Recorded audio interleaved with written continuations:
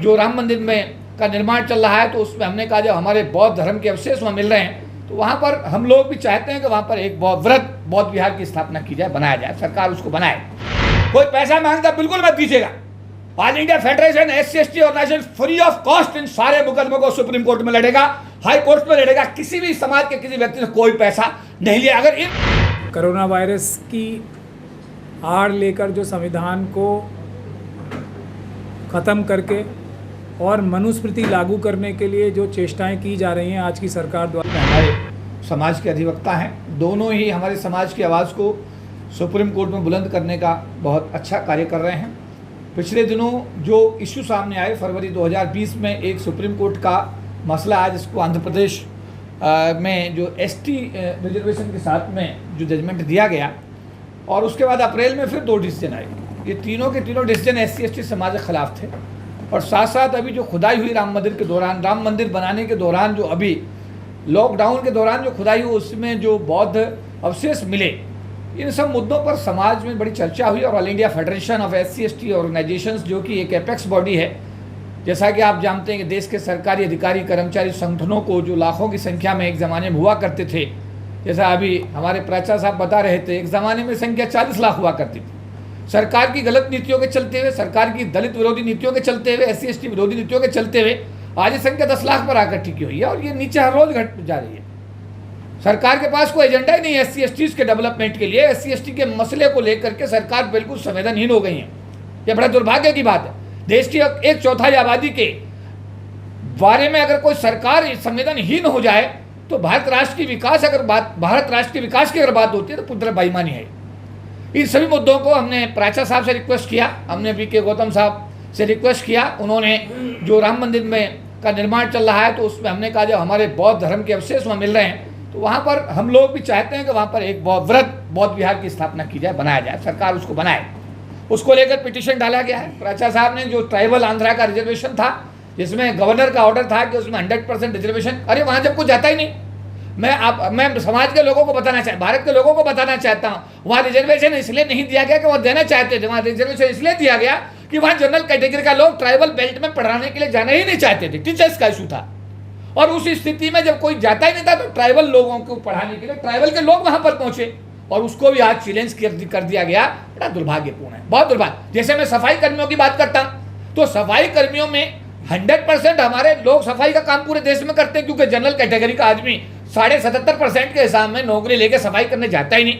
और जहां जहां चालाकियां की गई हैं अब वहां पर भी नौकरी तो मिल रही है जनरल कैटेगरी के आदमी को, लेकिन वो अपनी जगह हमारे ही आदमी को, हमारा वाल्मीकि समाज का व्यक्ति है वही जाकर के सफाई का काम आज भी कर रहा है।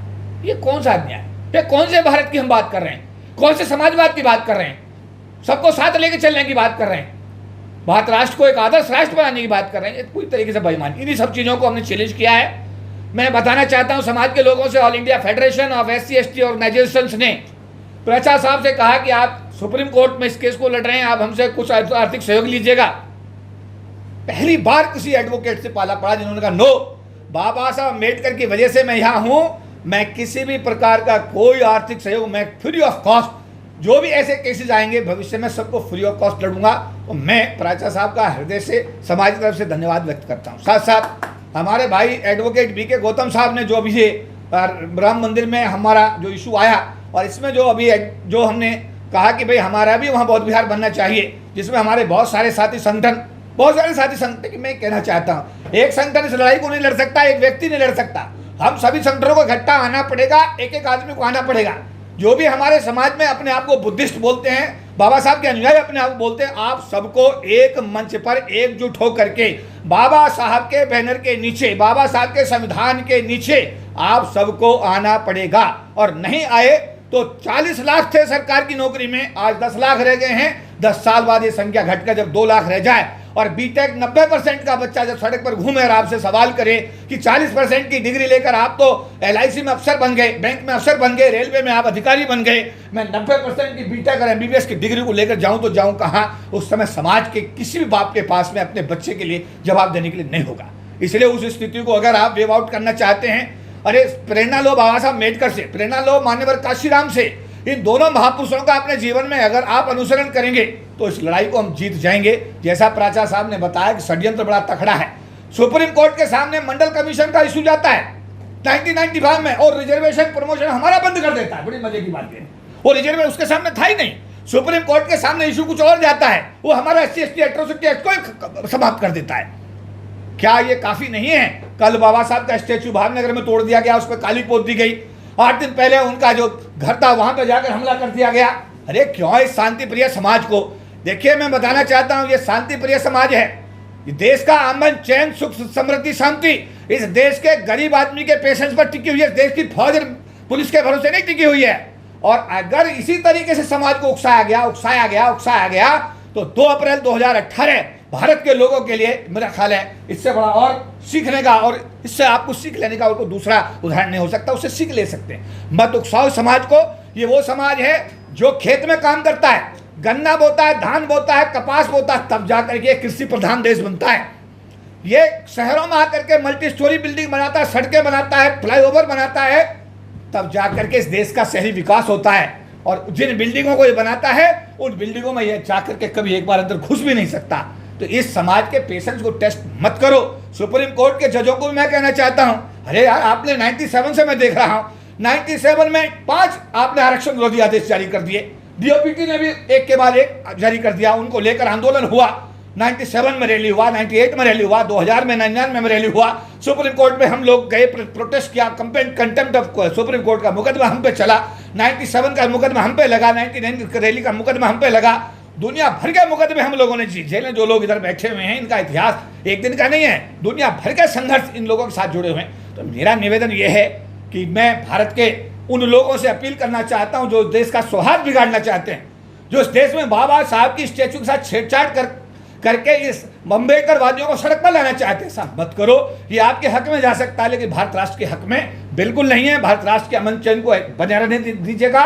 मैं सुप्रीम कोर्ट के जजों से भी कहना चाहता हूं, अरे कुछ कम से कभी इस देश के गरीब लोगों के बारे में तो सोचिए। 97 से मुझे जहां तक याद है, एक भी डिसीजन सुप्रीम कोर्ट का SC/ST के पक्ष में मैंने आता दिखाई नहीं दिया। और अगर कोई एक आध बैंक जब हमारे बैंकों के साथियों ने लड़ा, वो मुकदमा, वो फैसला हमारे पक्ष में भी आया, उसका आज तक इम्प्लीमेंटेशन उसका हुआ नहीं। मेरा कहने का और फिर उसको सुप्रीम कोर्ट ने वापस ले लिया। तो मैं सुप्रीम कोर्ट से भी अपील करूंगा, भारत सरकार से भी अपील करूंगा, भारत में जो असामाजिक तत्व ऐसी हरकत करें उनसे भी अपील करूंगा कि देखिए, ये अमन, ये जो समाज है, ये बहुत ही शांति प्रिय समाज है। ये बाबा साहब को मानने वाला समाज है, बौद्ध धर्म को मानने वाला समाज है। ये भारत के विकास के लिए समर्पित है। ये मानते हैं कि देश हमारा है, हम आदिवासी हैं, मूल निवासी है, देश हमारा है। इसलिए हम अपने देश की संपत्ति को नहीं तोड़ सकते, हम अपने देश के खिलाफ सोच भी नहीं सकते। लेकिन उसके बावजूद अगर बाबा साहब के, अगर मान लिया जुड़ी हुई यादों को आप छेड़ेंगे, बाबा साहब की स्टैचू के साथ ये काम करेंगे, हमारे रिजर्वेशन के साथ छेड़छाड़ करेंगे, मुझे लगता है ये अति होगी। और ये अति अगर कल कुछ भी ऐसा होता है, उसके लिए आप लोग जिम्मेदार होंगे। SC/ST OBC माइनॉरिटी समाज उसके लिए बिल्कुल जिम्मेदार नहीं होगा। तो मैं एक बात उन्हें प्राचा साहब का आभार व्यक्त करूंगा। मैं अपने छोटे भाई, बच्चे समान मेरा एडवोकेट जो हमारे हैं BK गौतम साहब, उनका धन्यवाद करूंगा कि आपने ये आवाज़ सुप्रीम कोर्ट में उठाई है। और मैं एक बात और कहूँगा समाज के लोगों से, अगर कोई देखे, अब इन केसों में पैसे की कोई जरूरत नहीं है, कोई पैसा मांगता बिल्कुल मत दीजिएगा।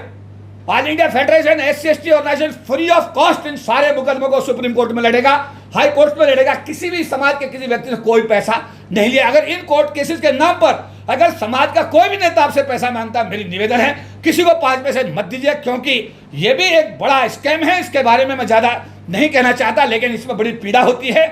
मुकदमा कुछ और होता है, नेता कुछ और प्रेजेंट करता है।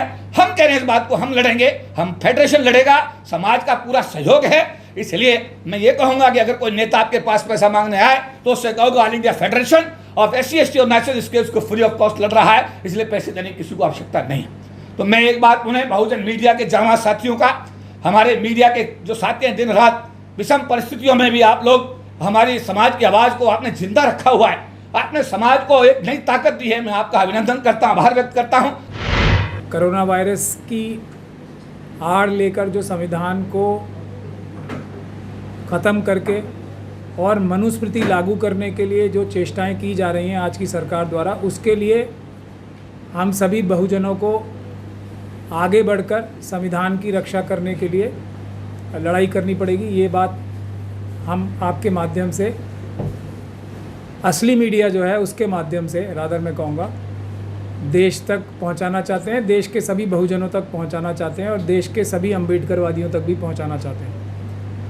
अगर आपने अभी तक हमारा चैनल सब्सक्राइब नहीं किया है तो सब्सक्राइब करें और घंटी का बटन बिल्कुल भी दबाना ना भूलें ताकि सभी लेटेस्ट खबरें पहुंच सकें आप पे सबसे पहले।